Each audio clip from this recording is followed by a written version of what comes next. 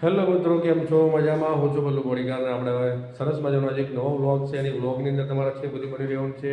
નવો હોય તો લાઇક, શેર, સબસ્ક્રાઈબ અને બેલ આઇકન બટન દબાવવાનું બિલકુલ ના ભૂલતા, કારણ કે આજનો વ્લોગની અંદર એક પક્ષી અને કહેવાય ને કે પારેવું એના વિશેનો છે અને ઘાયલ છે અને બિલાડીએ અથવા પતંગની દોરીથી ઘાયલ થયેલું એ પક્ષી છે.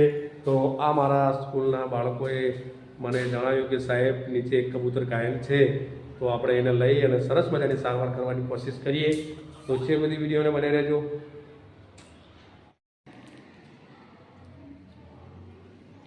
કઈ આ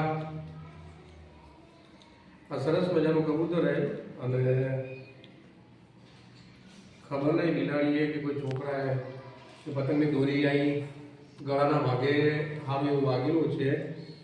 તો બાળકોને ખબર પડી કે સાહેબ પાછળના ભાગે કબૂતરને કોઈ વગાડ્યું છે. તો અમે જોયું, પકડીને લાયા. તો કબૂતર બહુ ઘાયલ છે ને હવે એને હોસ્પિટલ લઈ જવાનું હોય એટલે પૂરેપૂરી સેવા ચાકરી કરી અને સાજું કરવાની કોશિશ કરીશું એવું અમારું કહેવું છે. પછી એટલે બીજી હોલ્ડ પેલું લાવવાનું હેલ્મેટ વધુ કહેવાય. નજીક લાય. અહીંયા બિલાડીએ હુમલો કર્યો હોય કે પછી તમે જોઈ શકો છો ગળાના નીચેના ભાગે વાગેલું છે. બિલાડીએ હુમલો કર્યો હોય અથવા તો દોરી વાગી હોય. કબૂતર બહુ સારું પક્ષી કહેવામાં આવે છે, પારે એવું કહેવામાં આવે છે. અને ઘરની આજુબાજુ માણસો હોય એની આજુબાજુ રહેતું આ સુંદર મજાનું પક્ષી છે. ઘાયલ થઈ ગયું છે, તો હવે આપણે એને લઈ જઈશું, એની સારવાર કરીશું.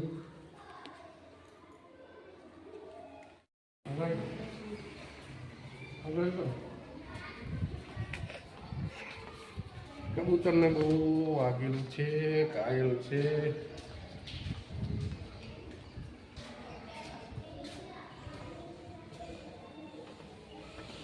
પિયુષ, આ તો નહીં હોય ને? એક કબૂતર અહીંયા પણ વિવાહ કદાચ એ પણ હોઈ શકે. જોઈએ હવે કેવું છે.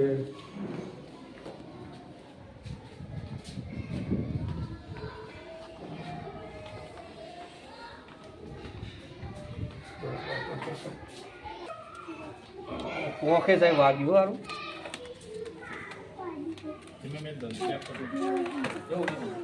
બોક્સ નિયમું પડે સાહેબ. પૂજા હાલતો ન તો કેમ કરતો તો કેમ કરતા એમ કોઈ ફોટો બોક્સ ચાલુ ચાલશે ચાલશે બાવ ઝડપી લઈ લો.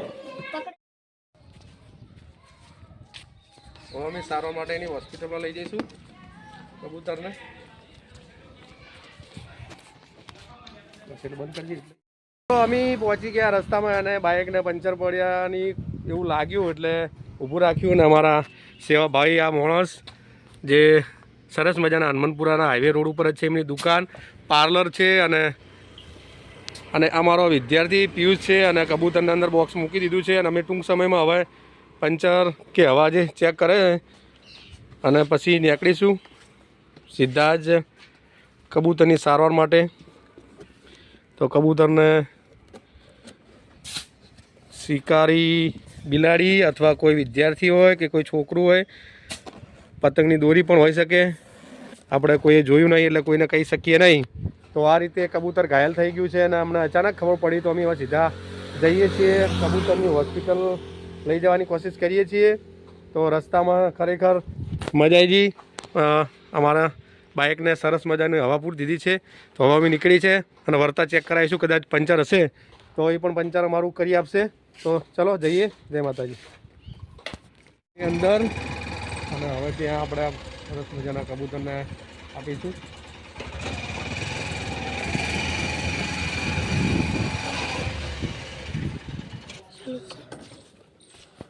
તો આપણે આવી ગયા છે પાંજરાપોળની અંદર અને અહીંયા જ આ કબૂતરની સારવાર થશે.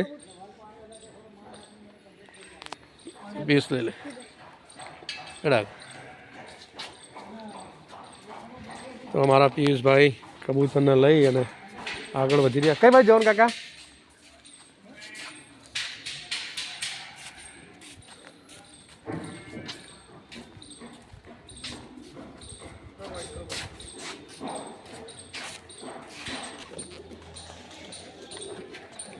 પિયુષભાઈએ મૂકી દીધું હોય કબૂતરને અને અહીંયા તમામ પ્રકારના કબૂતરો જે ઘાયલ હોય એ સરસ મજાની દેખભાળ અને સાર સંભાળ લેવામાં આવી રહી છે.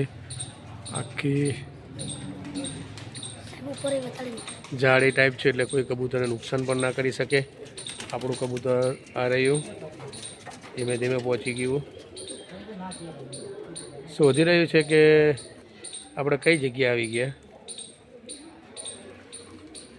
તો આની હવે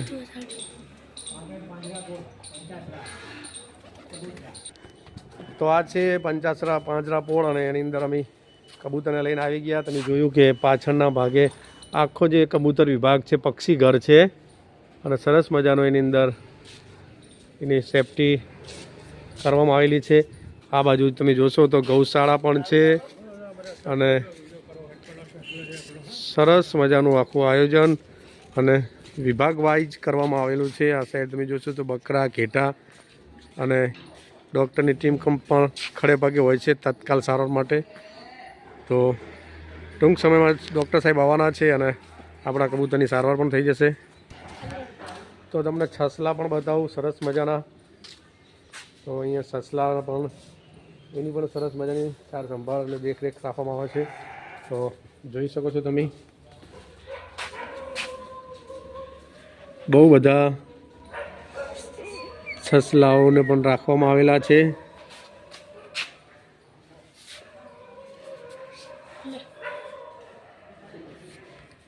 આ સાઈડ જોશો તો ઘેટાઓ અને બકરા પણ છે અને કામકાજીનું ચાલી રહ્યું છે. અહીંયા તમે જોઈ શકો છો એક બાળક પણ એક સરસ મજાના બકરાને લઈને પણ આવી ગયું છે. તો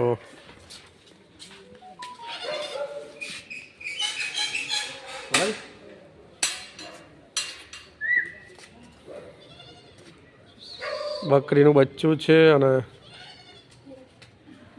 એને પણ પાંજરાપોળમાં મૂકી દેવામાં આવ્યું છે.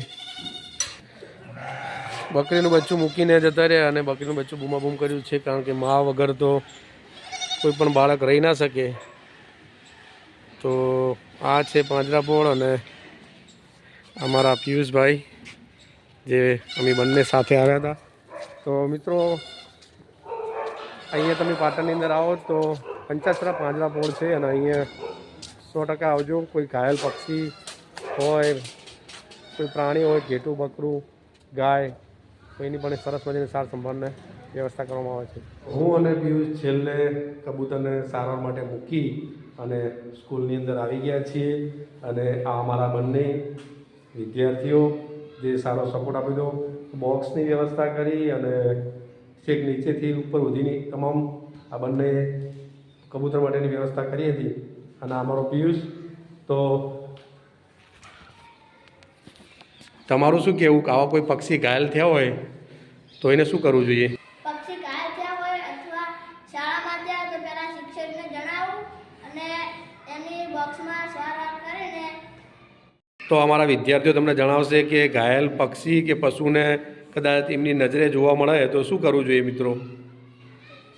ઘાયલ પક્ષીને વાગ્યું હોય કે ઘાયલ હોય ત્યારે છે ને આપણે શાળામાં હોય તો ગુરુજીને કહેવું પડે અને ઘરે હોય તો વડીલોને. તો હેલો મિત્રો, તમે જોયું કે અમે પક્ષીની સંપૂર્ણ અહીંથી લઈ અને છેક હોસ્પિટલ સુધીને લઈ જવાની કોશિશ કરી અને છેક પાંજરાપોળમાં મૂકી આવ્યા. તો અમારી ગવર્મેન્ટ જે સરકારી શાળા હોય એની અંદર ઘણી બધી સુવિધાઓ હોય છે. સાથે સાથે બાળકોને સારું શિક્ષણ સાથે સાથે સંસ્કારનું પણ સિંચન થતું હોય છે કે બીમાર ચાહે કૂતરું હોય, કોઈ પક્ષી હોય, ગાય હોય, ભેંસ હોય, કોઈ પણ પ્રાણી હોય અથવા પક્ષી હોય તેની પણ સરસ મજાની રીતે સારવાર અને સાર સંભાળમાં રાખતા બાળકો હોય છે. તો આવા શિક્ષણની સાથે સાથે સારું કાર્ય એવા સંસ્કારનું સિંચન પણ થતું હોય છે. તો આ છે અમારી ગુજરાતની ગવર્મેન્ટ શાળા